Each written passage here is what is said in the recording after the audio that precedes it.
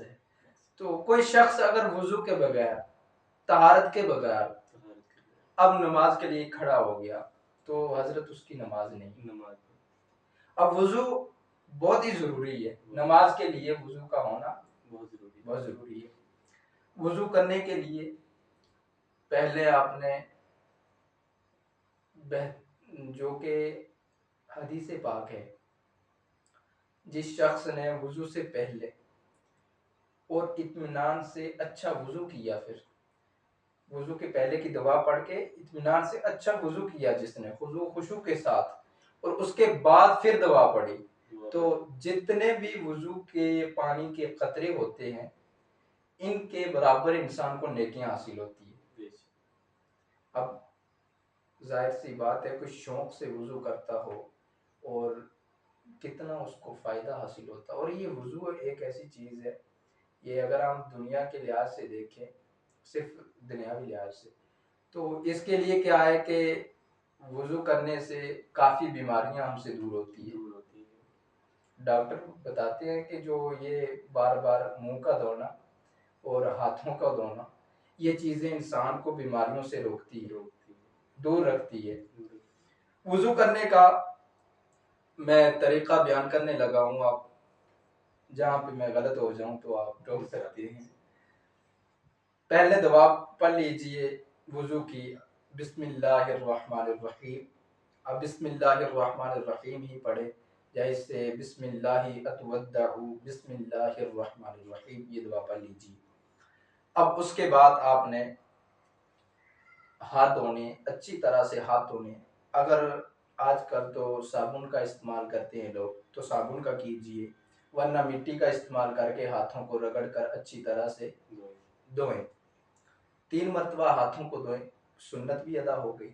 ہر مقام کو، ہر اعضاء کو جو ہے 3 مرتبہ دھونے سے سنت ادا ہو جائے گی. اب ہاتھ دھو لیے آپ نے، دوا بھی پڑھ لی آپ نے، اس کے بعد آپ کلی کیجیے.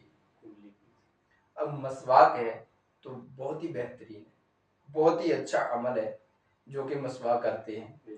اور مسواک کرنے کے جو فوائد ہیں وہ بہت زیادہ ہیں.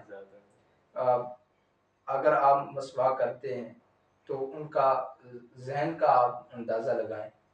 معدے کی بیماری دور ہوتی ہے، ذہن جو ہے وہ تیز ہوتا ہے، کافی چیزیں ہیں. تو مسواک ہم نے کرنی چاہیے. اب مسواک کیجئے. اگر مسواک کسی کے پاس نہیں ہے تو شہادت کی انگلی سے اچھی طرح سے اپنے دانتوں کو صاف کیجیے. اب یہ کلی کرنے کا طریقہ جو ہے وہ پانی منہ میں ڈال کر پہلے جو ہے دائنی سائیڈ کے دانت صاف کیجیے. پہلے اوپر کی جانب کے صاف کیجیے، پھر بائیں جانب پہ صاف کیجیے، اسی طرح سے پھر نیچے والے صاف کیجیے. پھر اس طرح سے ترتیب کے ساتھ آپ دانتوں کو صاف کیجیے. اس کے یہ 3 بار عمل یہ کرنا ہے آپ نے. اس کے بعد ناک میں پانی ڈالنا ہے. بعض لوگ کیا کرتے ہیں کہ یہ ناک میں پانی ڈالتے ہیں، جس ہاتھ سے اسی ہاتھ سے ناک کو صاف بھی کرنا، دائیں ہاتھ سے ڈالتے ہیں پانی ناک میں اور اسی سے صاف بھی کرنے لگتے ہیں، تو یہ غلط ہے. آپ دائیں ہاتھ سے ناک میں پانی ڈالیے اور بائیں ہاتھ سے اس کو اچھی طرح سے صاف کیجیے. چھوٹی انگلی جو ہے اس کو ناک کے اندر گھسا کے اچھی طرح سے صاف کر کے آپ اپنا ناک جو ہے اچھی طرح سے نرم ہڈی تک پانی پہنچنا چاہیے، آپ اس کو صاف کریں اچھی طرح سے. اب یہ آپ کے 2 کام ہو گئے. اس کے بعد آپ نے پورا چہرہ دھونا ہے.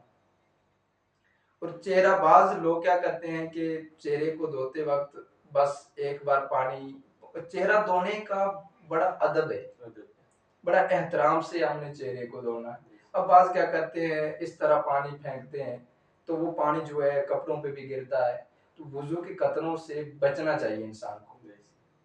اب اطمینان سے آپ پانی لیجئے اور منہ پہ ڈال دیجئے، یہاں تک کہ آپ کا چہرہ، یہ وضو کا فرض ہے. جو چہرہ دھونا ہے یہ وضو کا فرض ہے. تو وضو کے فرض میں کوئی کوتاہی رہ گئی، کوئی غلطی رہ گئی تو آپ کا وضو جو ہے وہ نہیں ہوگا. آپ پانی لیجیے اور پیشانی جہاں سے باہر اٹھتی ہے یہاں سے لے کے ٹھوڑی کے نیچے تک، اب ایک کان کی لو سے لے کے دوسرے کان کی لو تک اچھی طرح سے 3 مرتبہ اپنا چہرہ دھونا ہے. اس کے بعد کیا کرنا ہے آپ نے، اگر داڑھی ہے تو اس کا خلال کرنا ہے. اب یہ ہمارا ایک فرض بھی ادا ہو گیا اور وضو یہاں تک ہمارا پہنچ گیا. ہم نے اچھی طرح سے یہ اپنا چہرہ بھی دھو لیا, اب وضو کے قطروں سے بھی ہم نے اپنے آپ کو بچانا ہے اور اچھی طرح سے. اس کے بعد ہم نے بازو دھونے ہیں. اب بازو جو ہے پہلے دایاں بازو دھونا ہے.